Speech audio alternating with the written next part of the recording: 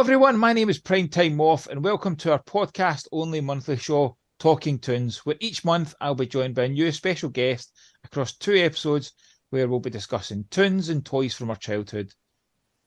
In the first episode of the month, we discuss multiple shows and toys, and then we follow up with an episode where we discuss a specific show chosen by our guest in a bit more detail. So without further ado, I'd love to introduce our brilliant guest for this month. It's the wonderful John, aka BordersDude from YouTube. John, thank you for joining me. No, not a problem at all, man. My pleasure as always. Yeah, so this is the first episode. I say is just a chat about toys and cartoons from the 80s. For the listeners at home, I put up a list of kind of shows that have come up in my head. From the kind of obvious famous ones, Masters Universe, to kind of maybe not so famous ones like Raccoons and Hulk Hogan's Rock and Wrestling, just to kind of prompt conversation. And as I learned in my first month, I had to keep adding as we were talking, and I'm sure John and I will have conversations and that bring it to it. And actually, when I was prepping for this, John, I was thinking the aspect of actually, and you'll appreciate this, it's a cavalcade of cartoons that we've got to talk about. I found myself reminiscing about the 80s, and actually I think from thinking about who my guest list is, there's only a handful who understand that reference. John, do you want to enlighten our listeners to what I'm referencing? It's a mixture. Well, I was more thinking that you were going to give us a bit of the old Glenn Michael.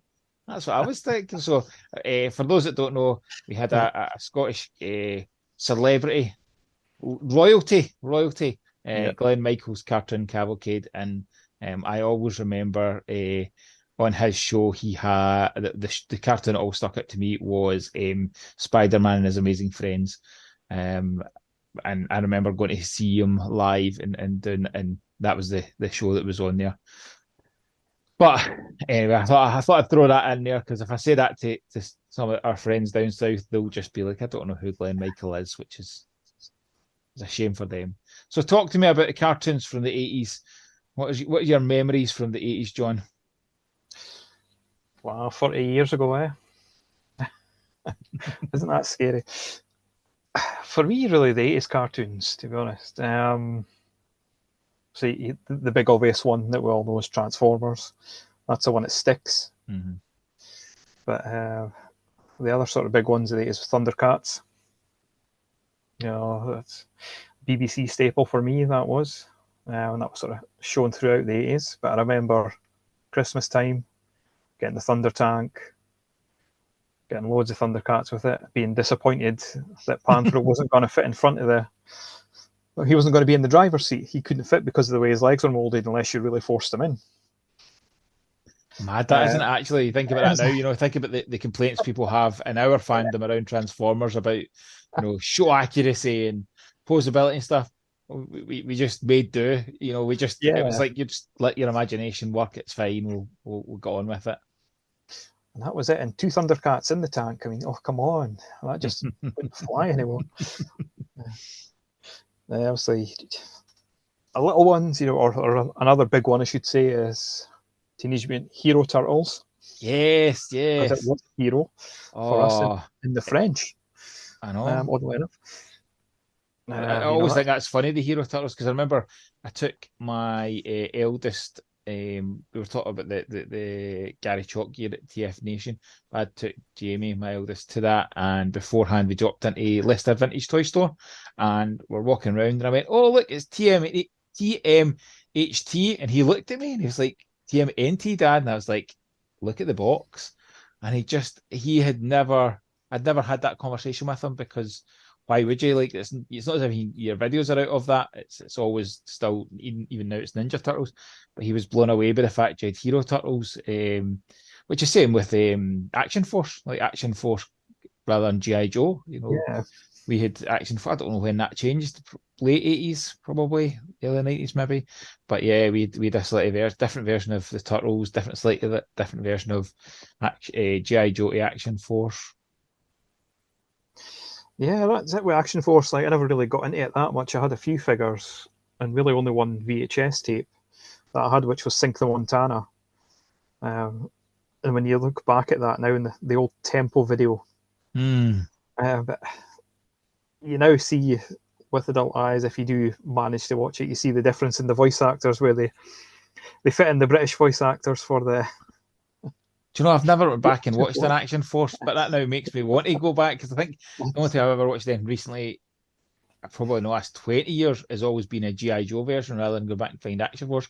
I do have Action Force the movie on VHS and probably some of the other ones. I always loved the videos when we were younger of the ones that was like an episode of Cops, an episode of Transformers, and an episode of else would have been on it. Cops, Transformers, humanoids. and Humanoids. That's the one. So one. But yeah, I now want to go back and watch a bit of Action Force just to hear it. I always think Action Force theme tune was better than GI Joe's, Yeah. which is theme tunes in the 80s. I genuinely, it's pretty sad. I don't really listen to music. The only thing I really listen to in the car is theme tunes, like music wise, is theme tunes of old cartoons. And my wife's just like, "Do you not want to put like real short songs on?" I'm like, "No, these are amazing." And it's a Punk Rock Factory. I don't know if you ever heard of them, John. They're a band who do covers of the 80s cartoons, and I genuinely could just sit and listen to them, and it gives me. I always say to the wife, it takes me back to a point in time where it was just pure bliss. Like you'd hear these songs, and there's some they don't cover that are amazing, like things like Jason the Wheeled Warriors. Like some of the theme tunes for the 80s were better than the cartoons. So some of the cartoons maybe weren't actually as good as we thought they were at the time, but the theme tunes, oof. No, I get you, man. Probably because I was born in '83. A lot of the cartoons I miss, like Battle of the Planets, Jason the Wheeled Warriors. I never seen them or can't remember them on TV because they never really seem to get repeated. The same with Pole Yeah. Position, Oh, pole position's Ulysses. a weird one. But yeah, things like Going Live, Live and Kicking. I was sort of the Schofield era. I can't remember Andy Crane. Hmm. And then, of course, when you got the Live and Kicking lot in What, the what, what 90s. was what was your kind of first cartoon then that you can really remember being like kind of obsessed with? Masters of the Universe. And that's the tale I've been told by my parents is that I watched it that much, and then I had the VHS of the Cat and the Spider and the Littlest Giant. Hmm? Watched it that much, I had nightmares, and I wouldn't play with Masters of the Universe figures again because it freaked me out that much. It's only now as a grown man that I have some Masters of the Universe figures. Uh, and the live action film, the bit at the end when Skeletor pops up, spoilers by the way, Oh, pops up at the end, that haunted me.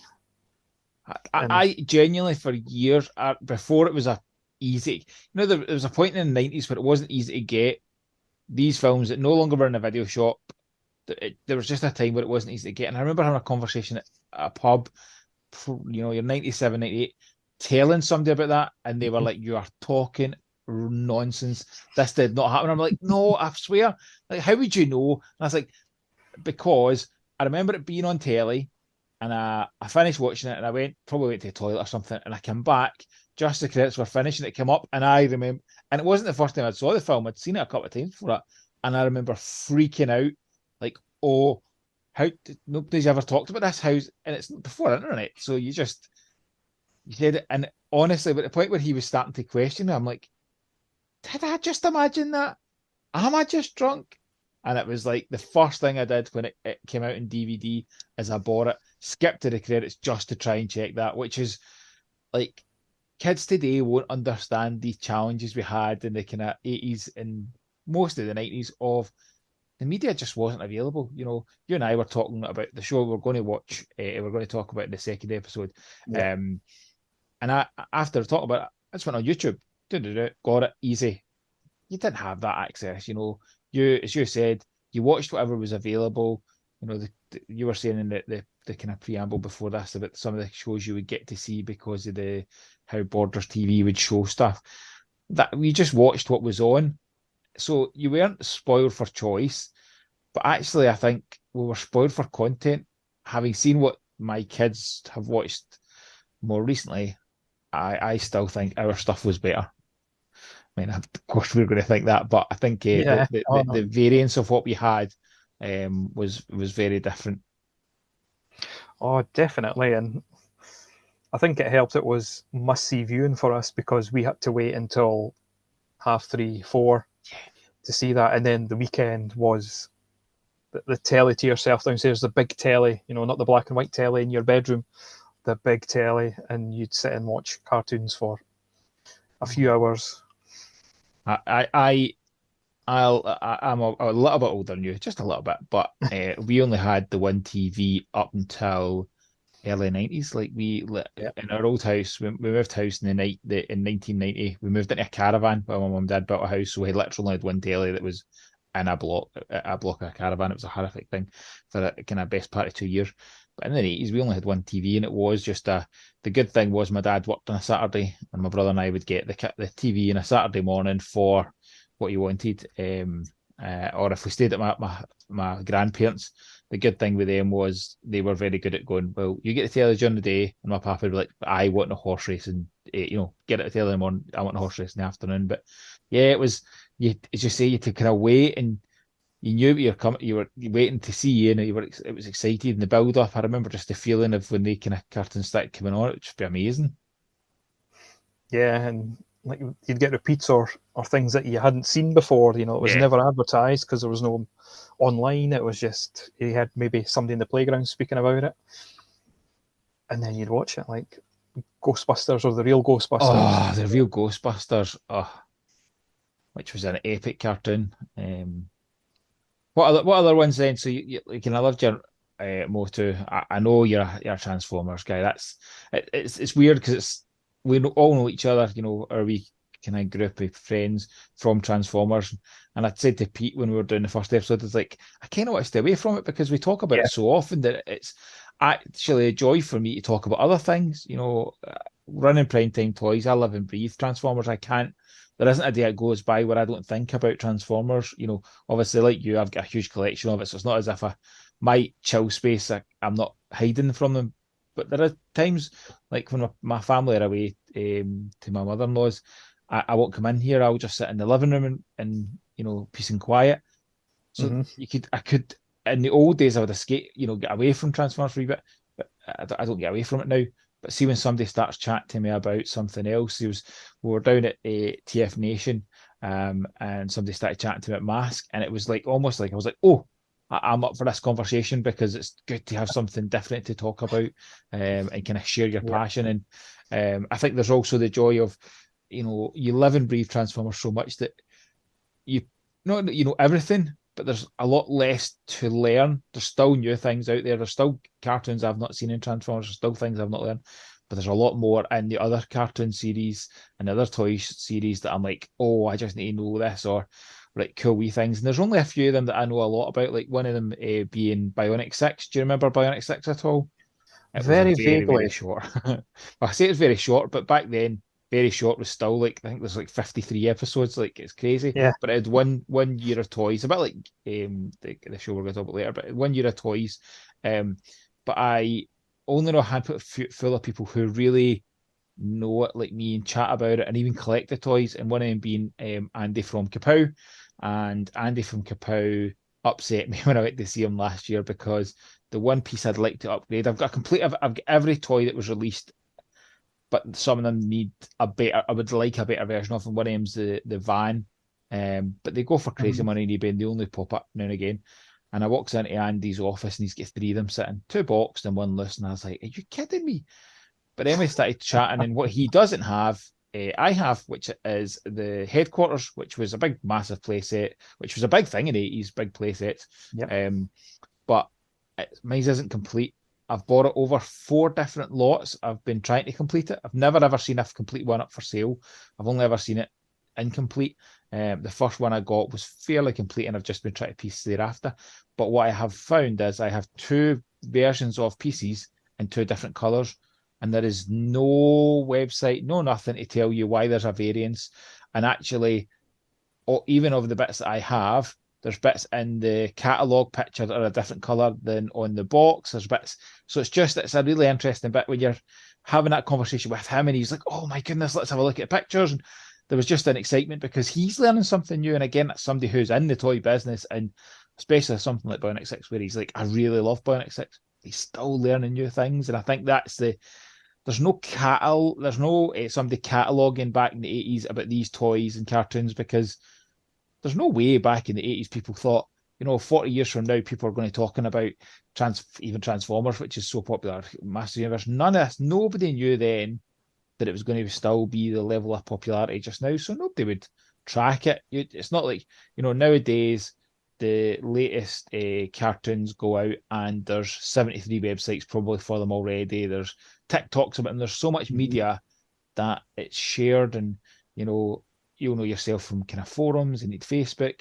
When somebody says, "Oh, look, there's a variance of this, and this is why it is," there just wasn't that from the 80s. So it's kind of a fun time when you find something that you've got a connection with somebody else about and you can chat about. Yeah, like production changes, production runs Yes. just Yeah. it just change for no reason. Yeah. A lot of figures, it's more coming out now. Like, but say like if you're a wrestling fan, you might know Matt Cardona or Zack Ryder. Yeah. He collects WWF figures from Hasbro, Jax, up until Yeah. Yeah. modern lines, and he's like cataloging all variants, collecting them, even if it's just the slightest change, like a different tampo on a figure. It'll Yes. cost him loads of money, but he can afford it. He's in that position. But you just see in just that history alone, even though I don't collect wrestling figures anymore, Mm-hmm. it's just fascinating to see all Yes. these different things, and like, why did they do that? And really, with the Jack specific stuff, it was just, why not?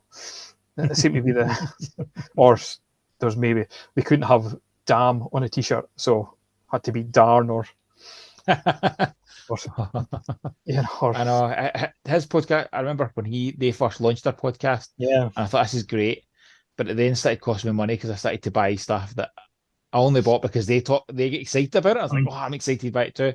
I had to stop listening to them to just stop me buying stuff. I find that's the easiest way to just stop buying things. So, talk to me about some other cartoons then from the 80s that you remember fondly. So from the age, yeah. So see, you've got your Disney ones that a lot of people just. There's never really been any. There is now, but back then there wasn't really many Disney sort of action figures that came out. That was more the '90s with like Darkwing Duck and things. Yeah, But your sort of big hitters that people know as Ducktales, Gummy Bears. That was always a Saturday or a Sunday viewing. The yeah, Rescue yeah. Rangers, Oh, Rescue um, Rangers. and the thing that always, and I don't know why it sticks in my head with Ducktales, is I remember how Gizmo Duck puts on his Robocop-esque suit by saying the words blabbering, blabbering, blabberskeist. It's weird, but you had those sort of they were kind of aimed at our age. They weren't aimed at the pre-toddlers. They were Yeah, sort of aimed at our yeah, age, and it was really good. And then you always have your sort of forgotten British ones. Now, say we've got a list here, which kind of helps prompt the memory. But one that I can't see on the list, Oh, and I'm one that never going to add one to the list already. Oh, I'm okay with that. I go for is, it. I'll give you the Gaelic name for it, and it was Oh called no, Donny Murdo, no idea. Danger And Mouse. I'm shocked that I could have should have guessed that, but I Uh, have two Gaelic speaking children who go to Gaelic school. So apologies, I do not speak. Danger I don't Mouse, speak Gaelic. yeah, yeah, Um, Danger Mouse. I've got what my kind of favorite British one was Trapdoor. I yeah, absolutely adored Trapdoor, but I think we talked about you saying your parents, and my parents always say the first two shows that I got obsessed with were Danger Mouse and Masters Universe. Um, I I would always go looking at the post boxes looking for Danger Mouse, and they just thought this was the funniest thing in the world because every time I saw one, I'd get excited. Like every time my mom yeah, would say it was probably for about a year solid. Every time I saw one, I was convinced I was going to see Danger Mouse, and it was a real thing. Then we talk about we were talking beforehand about kind of voice actors, and obviously Danger Mouse has got a plethora of voice actors, but the wonderful David Jason, which is just mad to think that somebody of that caliber was voice acting Yeah, before, when we think of him more for his visual works, his voice acting was pretty spectacular as well. What was the company yeah, called? that was it. Cosgrove? Cosgrove. No, it's kind of I think they Cosgrove. done Um, Count Duckula as well. I think so. Count Duckula. What a cartoon. Um, Um, but yeah, Count Duckula, I think that's popular overseas. I think the states know Count Duckula. Danger Mouse, I'm not so sure though.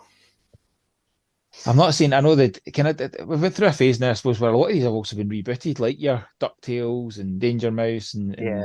there's a lot haven't. There's a lot of stuff that hasn't been, and I think that's the bit that everybody's always like, why don't you reboot this? But there's just so much stuff out there that hasn't been rebooted. Um, I saw an interesting post the other day, John. I thought about this conversation when I read it, and it was talking about people. You often hear people complain about the modern world trying to be woke, and they're always trying to squeeze shoehorn characters in, etc. And why they try to make sure that we've got representation, and it's a bad thing, which I think is a nonsense, obviously. But the interesting bit was Lou Scheimer that was found Filmation, and Yes. he obviously done Masters of the Universe, and even for the very beginning, he was like, I wanted to have a positive message, so we had the very very cheesy, message at each of the end of the Masters Universe cartoons, which Mm-hmm. were very much of their time. You watch back, they are very much of their time. But when he realised that there was real interest from the females in He-Man, he was like, well, we need to make sure we've got a female character to represent, and actually she should just be just as powerful as He-Man. No, not any weaker, not any stronger, just as powerful. So I think that's impressive to think. Even back then, he was thinking like that, and then when he came up with the character, the show for Brave Star, which was their last ever production, that he was very much like, well, they need to have it needs to be Native American, it needs to be represented. Let's make sure that's across, and there was a fight for that, but he stood his ground and for it, and I think that's quite impressive to think that these shows that realistically we know there were adverts for TV for toys. He-Man was one of the worst for just introducing a character just because that was the new toy, it was in the shelf. Some of the other ones, like a Brave Star's not really like that. It's a bigger, longer show that didn't really have a big toy line to push. So it got a chance to tell a story more. But to see that somebody was championing, equality and representation back then, and just shows that it's not just the modern thing to kind of try and be woke, as they say. It's a case of actually, if it's the right character, let's kind of portray it properly. Yeah, no, I agree. I think a lot of people sort of misrepresent or think wrongly of the 80s when it comes to cartoons not having that representation. And even the early 90s, I think it was all sort of the superhero buff, the Arnold Mm. Schwarzenegger, your Stallones. But you take, Bionic 6, for example, it's a family mixture. Mr. T, famously, Mm. that I've never seen much of that, but, it was a very diverse cast of Yeah, characters. yeah, it was. But Um, I think the challenge is there are some examples of things that are like, oh, did you really do that? Like yeah, Bionic 6 does have representation, but also stereotypes really badly. And I recognise that as a big fan of it.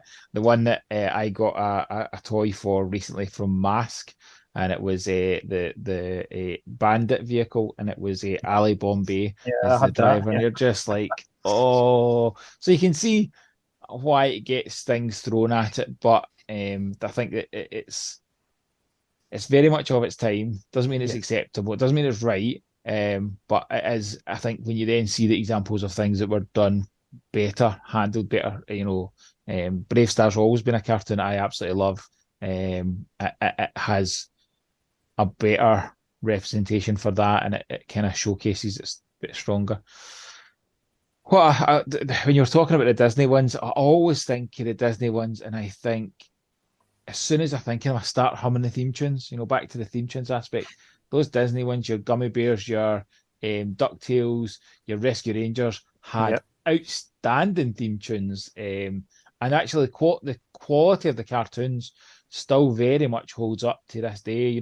I've watched Rescue Rangers and DuckTales. Not so much Gummy Bears. The boys didn't really like Gummy Bears, but the other two, I've watched them with both my boys. So my youngest is now 6, and he watched through them with me before we then watched the newer ones as well. He collected the new ones, but it just shows that I think the Disney ones hold up probably better because they weren't just selling you toys. As much as we love Transformers, some of the episodes are just so bad, and it's just like, oh, hello, Blaster, let's sell your toy today. And you're like, Yeah, oh, whereas these Disney ones didn't have that. They were there as that kind of Saturday or Sunday morning, as I remember them, just to push a quality cartoon rather than being an advert. And there are other examples of that from other companies, but Disney did it really well. And as I say, in my opinion, the cartoons hold up really well as well. yeah, definitely. Uh, Probably the big one that I remember, but again, because I've watched more as an adult, the memories kind of merge into one. Is Centurions. Oh, love Centurions. Love Centurions. Not a toy line I ever had as a kid. Never ever saw them. I shared this with Pete, and I've probably shared it with probably almost every guest. I learned this later in life. My mum and dad were always saving to kind of try and do stuff in the house. They bought. They didn't always have a lot of money, and they invested all their money into kind of doing up the house, making it better, and trying upselling. So they kind of bought a 1 bed, turned it into a 2 bed, sold 2 bed into a 4 bed, sold. So they were always kind of being conscious with their cash. And I've done it with my kids, to be fair, as well. But they would buy a lot of toys that were on clearance. So that's why I've got a love for a lot of weird and wonderful toy lines that a lot of people are like, oh, I don't know anything about that. I mean, I didn't have things like Thunder Tank. I didn't have Centurions. I didn't have the popular ones, but I had the not so popular ones. But honestly, some of the things, some of them were pretty awful. Some of them really, like Bionic 6, I got a huge selection of them because they were on clearance. Like they got loads of them because they were on clearance. So there's an aspect of just cheap toys being a bit of fun, but I've done it with my kids as well because like it's the modern Thundercats, I remember them in Home Bargains, and I just took Yep. every single one of them, put them away. My eldest wasn't even old enough for them, but I just put them in a bag and was like, "That's fine, that's his Christmas sorted, not this year, but next year." And I did that. He got loads of toys like that. I've not done any of that with my youngest because he got all of Jamie's hand me downs. So we were like, let's just let him pick. We're in a better financial position now. Let him pick what he wants. But there's kind of a joy of you pick. We got to pick one big toy, and then Santa will bring you the rest, and it would just be a mix match. But I never ever remember feeling, oh, I wish I'd got this or that. Once you just got cool toys, you got cool toys. You didn't really care. And as I Yeah. say, there's loads of ones that I've got that I have such a fond memory of weird and wacky things that there's some things I've tried to find on the internet that I know existed, but unless you know the exact name, it's so hard to find, which is always a bit of a challenge. Talk about toys then, right? So we've talked about cartoons. What was your kind of other than Transformers, as we kind of know, what kind of toy lines really grabbed you as a child? Yeah, so the big other two, um, apart from Master of the Universe, because scarred for life apparently. um, but I suppose big three really. So Thundercats, that was the big one there. I remember getting loads of them. Um, Never got Shitara, never got Tigra. It must have just been, to be honest, when just whatever was there at that Yeah. time. Because real Ghostbusters, Oh, yes. I got Vakeman separately. I remember this. We had like sort of local markets in different towns, Right. so I got him at a market. But then I got the rest of them in Ecto One at Christmas time when they were coming out. And again, apparently, this is one of these things that the parents always remember because it must, and I'll probably be the same when I'm older with my son. Is on the Ecto One toy, it's got that grappling gimmick at the back where it can capture a ghost. And apparently, I went through about 5 of them saying it wasn't working right, so I had to take it back to ASDAP at the Edinburgh Fort Canard and, and get it replaced. And of course, Teenage Mutant Ninja Turtles, they're the sort of the big three, or Hero Turtles, sorry. With That them, that's a toy line that went deep. You know, the Yeah, amount of toys for that toy line. For it wasn't as if it was on the shelves for 30 years, but it was on the shelf for a decent amount of time. But whoa, yeah. what a line of toys! And how many variants of each turtle? Uh, who knows? It's somebody will. But I found out again as you get older. So we had sort of local toy stores here that were independent with the turtles, Mhm. and what the toy sellers did was you could only buy one turtle if you bought one bad guy. Oh, So, that's not a which bad shout. Like knowing what distribution's like, being on the other side of the toy business, I've got a certain toy just now that it's the last one of, and I'm struggling to sell it, and I've packaged it with something else because I know that the other things yeah, more attractive to people. So if you want that, you need to buy this, and it just a wee tactic to clear stock because otherwise you're left with all the bad guys. There's no good guys, and kids probably want their good guys first, and then they want the bad guys. I was the opposite. I always wanted the bad guys, and then the good guys. But yeah, hmm I always think with the Ghostbusters, talk about the madness, like real Ghostbusters, the toys in that line were crazy. Like oh the yeah, granny that her head popped up, the toilet, Fearsome Flush, I think his name yeah. was. Some of the toys in that toy line were brilliant. What were they smoking when they were coming up with that? Like the skeleton with the cage you can trap Yes. the Ghostbusters Oh, in. I Yeah, forgot about him. Yeah. you had the Did he have a gimmick where it's like when the head went on top of the head, the eyes popped out? yeah It was like, that's amazing. the This podcast or these podcasts and episodes are just going to cost me a fortune because I now kind of feel I need to go and find that toy. it's like the you had the motorcycle ghost. I think it was maybe a cop. Oh yes, The yeah, yeah, boy, yeah. his arms would extend and he'd be a skeleton. Um, Slimer, of course, yeah.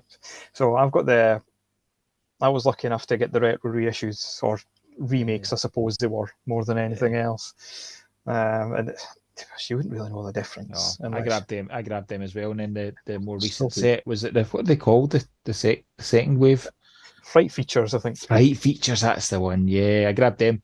I had loads of real Ghostbusters. They must have been one that Yeah, was on clearance. But I never had an Ecto one, but I got an Ecto. Is it an Ecto two? The helicopter kind of bike thing.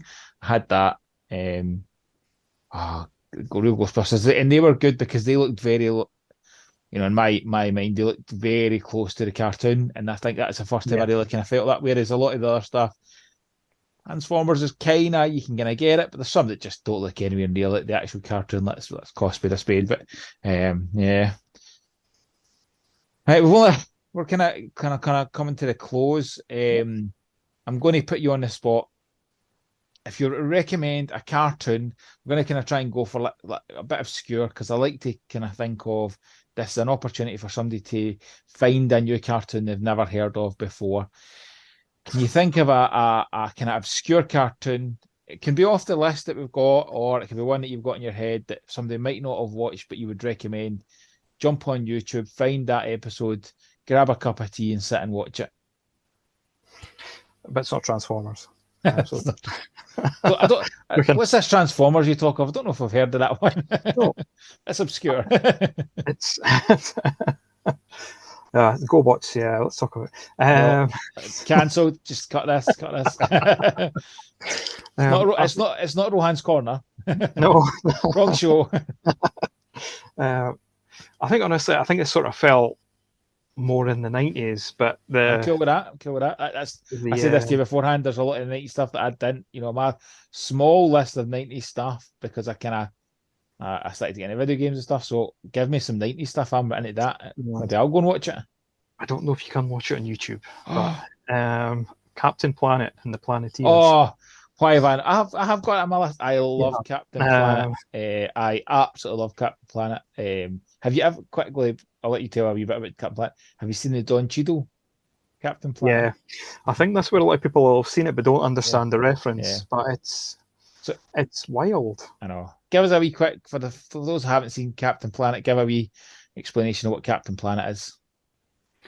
So the premise of the story, so it's all about global warming essentially. This was Ted Turner's network, who basically they merged with Warner Brothers. That'll be the we don't have time to go into all of that. It intertwines with AOL and the .com bubble and everything. But he was very, the word escapes me, but he was very climate change. You know, he wanted to take action. He wanted to help, you know, reduce the use of evil hairsprays, car exhausts, you know, anything that caused pollution, factories. And he thought one of the best ways to do it would be through a little cartoon called Captain Planet. And he got famous actors to do a lot of the voices Did as he? Oh, I well. didn't know that. Yeah, there's a few in it. Jeff Oh, Goldblum was, and I can't remember the character's name, whoa. but one of the bad guys. He was the rat looking bad guy. But the premise is that I guess the overseer of the world, called Gaia, who is voiced by Whoopi Goldberg, she brings a team of teens together who all possess a special ring that has an element: fire, wind, earth, water, and a heart. So we have to ignore that. But they were all from different parts of the world, Yeah. including a part that doesn't exist anymore in the Soviet Union. Um, but the idea was, you know, if they couldn't resolve the situation, they could combine all the ring powers together and summon Captain Planet, who was the poster boy of the show. And you got various toys that were made by Tiger Electronics, but they all had to be made through sustainable materials. I didn't know that. Yeah, and that was, from a toy making perspective, you can imagine that was a proper pain for them to do that. Yeah. Yeah. But the show's really good. It has the sort of cheesy 90s environmental messages. Yeah. Some may ring true still today, I suppose, but Yeah. it is more on the obscure side, Yeah. apart from Don You've Cheadle. taught me aspects of it, things, I remember it very fondly. The Yep. 90s is more of all the 90s cartoons I can think of and I had put on my list. I never had any toys for them. I'd kind of fell away from toys by that point, really. So Christmases were more about your NES and SNES and stuff like that, not Yep. so much toys. So I didn't have them. There's some I've went back and got. For example, I got the full set of Captain Planet Pops because I just thought these are awesome. And I like Pops for that aspect. That might be the only representation of Captain Planet I ever can have on a shelf. So whilst it's not perfect, it's better than nothing. Like, so, and they're not expensive. Captain Planet Pops I got in clearance, so they're not very expensive. But yeah, that's a good one. Thank you for that, John. So yeah, if you haven't watched Captain Planet, go and find it. Try and watch a normal episode, and then go and look for the Don Cheadle one, which is interesting, is about the best way we can put it just now. But John, thank you so much for joining me for this. For our listeners, we'll have John back on to talk about the show of his choice. John, would you like to tell everybody what we're going to talk about? The show of my choice is Visionaries, Knights of the Magical Light. Oh, I can't wait. Thank you, John, so much for sharing with us now. Can you just share with everybody where they can find you? Yeah, of course. So the two places to find me, apart from the wonderful Facebook groups, I'll put my teeth back in. You'll be able to find me on Instagram and YouTube under the username BordersDude, all one word, uppercase B, uppercase D, where I showcase my limited photography skills and I'm dusting the rust off my YouTube filmmaking. So come and take a journey with me. Which I'm glad to hear, John. I know we caught up Yeah. in July, and I said that to you. It'd be good to have you back on the YouTubes. So it's good to have you come back on.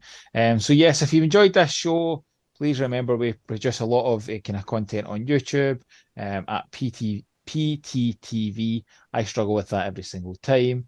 I think I would be better at putting a name on that I could kind of get my lips around. Thank you so much, and we look forward to joining John again later this month. Bye, guys. Bye.